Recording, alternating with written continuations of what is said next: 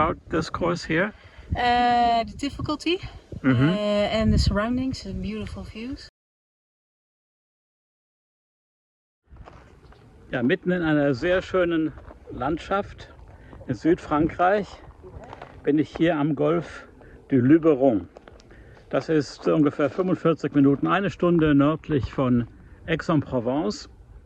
Und die meisten Leute, die hier spielen, kommen offenbar aus Aix-en-Provence oder Marseille. Und wie mir gesagt wurde, sind die meisten Touristen, die hier vorbeischauen, Deutsche oder Holländer, auch Engländer. Aber deswegen mache ich hier meine Kommentare auf Deutsch.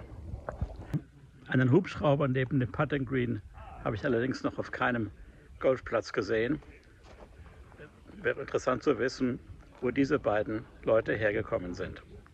Ich werde hier nur 9 Löcher spielen, und zwar die zweiten 9. Die sollen schöner sein, wurde mir gesagt. Das fängt hier mit einem Par 3 an, das leicht bergab geht.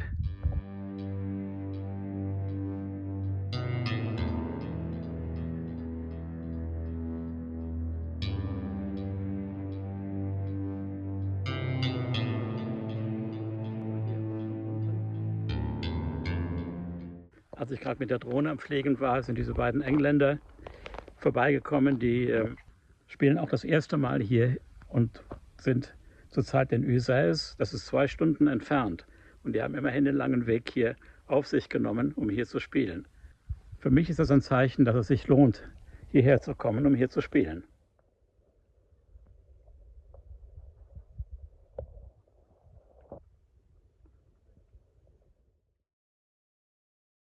Und wenn man hier nicht genau auf dem Grün ist, dann besteht die Gefahr, dass der Ball hier links runterrollt, wie das bei mir der Fall war. Interessanterweise ist hier auch ein Bunker hinter dem Grün. Dieser Bunker hier ist relativ harter Lehm, also überhaupt nicht weicher Sand. Das ist aber vielleicht nicht normal, vielleicht wird das hier gerade gebaut oder umgebaut.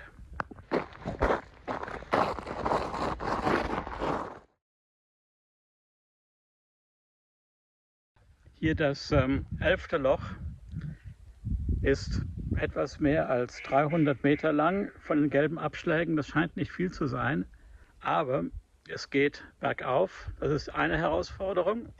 Und die andere ist, dass man über diesen Graben hinweg spielen muss.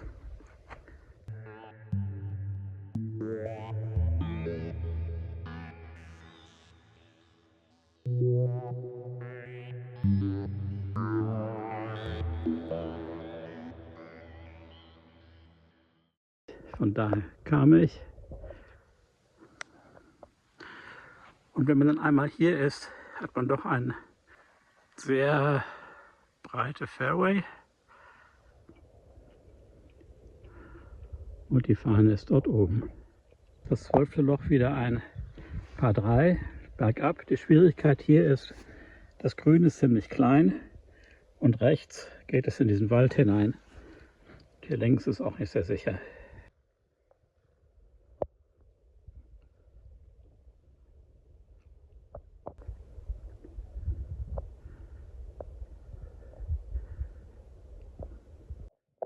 Hier das 13. Loch, wieder eins mit Tücken, obwohl es kurz ist. Denn auch hier muss wieder ein Graben überwunden werden.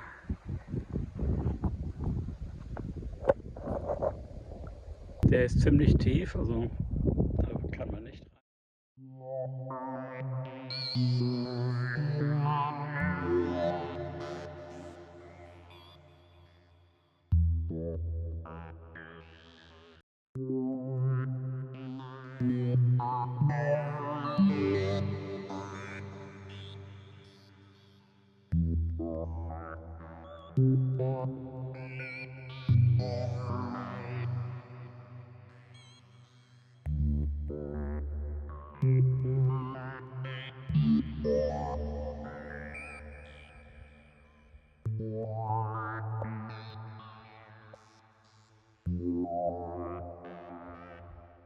Das 14. Loch, ein Par 5, ungefähr 450 Meter. Es geht bergab, weg vom Clubhaus. Hier auf der Karte unten rechts. Hier weiß ich nicht sehr gut, wie das da hinten weitergeht, ob es gefährlich ist, wenn man hier sehr weit schlägt. Gut, so weit bin ich sowieso nicht, aber ich weiß eben nicht, wie das rechts und links vom Fairway aussieht. Hi. So you're from where? I'm from the Netherlands. Ah, from the Netherlands. Have you Yes. played here before? Yes, but it was years ago. So, Years ago. Yeah. And what do you like about this course here?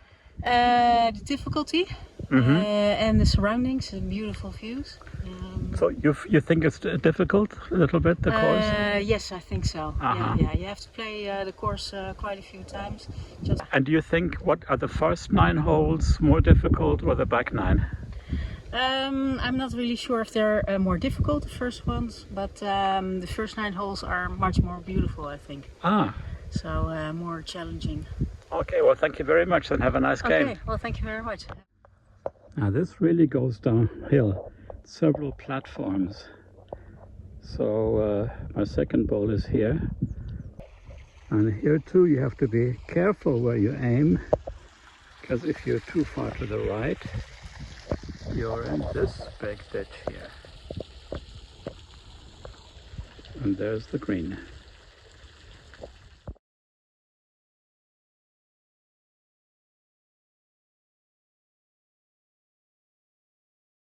Das 15. Loch wieder ein trügerisch kurzes Par 4, weil es auch hier wieder einen Graben gibt. Hier ist der Graben.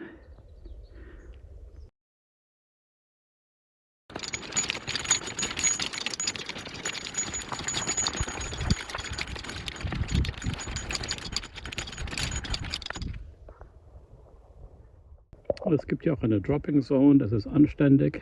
Weil es hier doch bergauf geht, ist der Ball sogar zurückgerollt. Hier scheint früher auch mal ein Bunker gewesen zu sein, vielleicht. Ja, hier wieder eine Herausforderung. Dieser Graben hier, da ist die Brücke.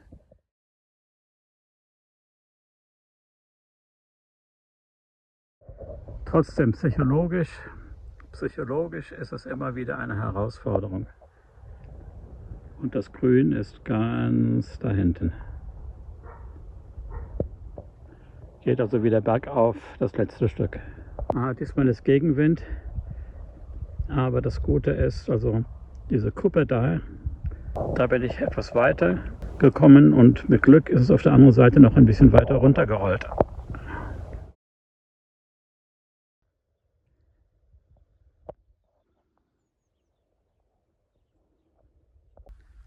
Leider habe ich meine Uhr nicht dabei, meine Golfuhr, um die Entfernung bis zum Grün zu kennen. Ich sehe nur, da ist ein Bunker davor, es geht bergauf. Es gibt hier leider auch keine Entfernungsmarkierungen. In der Regel überschätzt man ja seine Längen, also werde ich jetzt hier mal im Kopf zumindest weiter schlagen, als es im Kopf aussieht. Mal schauen, ob das klappt. Ja, es hat geklappt. Hier ist eine Welle. Ja, mein Ball war sogar zu weit und ist hier auf dem Hang. Ja, Bogey am Ende auch nicht schlecht. So ein guter Spieler bin ich ja auch nicht. Na, die Wege von einem Loch zum nächsten sind manchmal ein wenig weit, zumindest hier auf den zweiten 9 Löchern. Und ich bin jetzt hier unterwegs zum 17. Loch bei sehr schönem Licht und angenehmen Temperaturen. Obwohl mir durch das Bergauf und Bergab gehen doch gut warm ist. Das 17. Loch wieder bergauf und ja, es geht bergauf. Dogleg links, so wie ich das sehe. Hier vorne eine Gefahrenzone, die eingezeichnet ist. Das 18. Loch, Par 5. Der langsam untergehenden Sonne entgegen, leicht bergauf. Hier keine besondere Gefahrenzone. Fairway ist ziemlich breit. Man muss nur gerade schlagen. Ja, hier am 18. Loch sind die Fairways so vielleicht anderswo die Grüns, also ein bisschen Ein bisschen länger geschnitten als anderswo die Grüns, aber das macht natürlich, dass der Ball schön weit rollt. Aber bis zum Grün ist es noch weit. Der zweite Ball war auch nicht schlecht. Keine Ahnung, wie weit das noch ist bis zur Fahne. Muss ich einfach mal schätzen. Mit Glück komme ich aber hin oder in die Nähe zumindest. Bis ganz knapp vor dem Grün und vor der Fahne, da bin ich froh. Nur noch 2 Putts, um ein Paar zu machen, aber geschafft. Zum Abschluss ein Paar. Das ist immer nett. Dieser Platz hier hat mir gut gefallen. Auch überhaupt nicht voll. Gut, wir sind hier unter der Woche. Für mich war das ein ganz kleiner Umweg nur auf dem Weg zwischen Aix-en-Provence und zurück in die Schweiz. Und dieser Stopp hier hat sich wirklich gelohnt. Also hier zu spielen kann ich empfehlen. Schöne Landschaft, nette Leute. Das Restaurant sieht auch nett aus. Und die Landschaft, sehr schön für einen Golfplatz.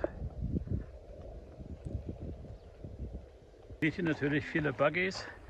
Gut, ich bin diese Löcher gegangen. Es geht, das zu gehen, aber wenn es sehr, sehr heiß ist, ist es vielleicht doch angenehmer, so einen Golfwagen zu nehmen.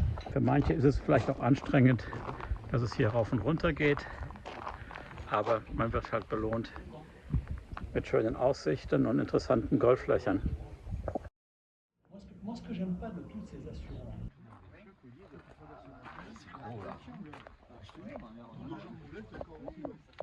Jetzt Ende Nachmittag, frühen Abend ist das Restaurant natürlich leer.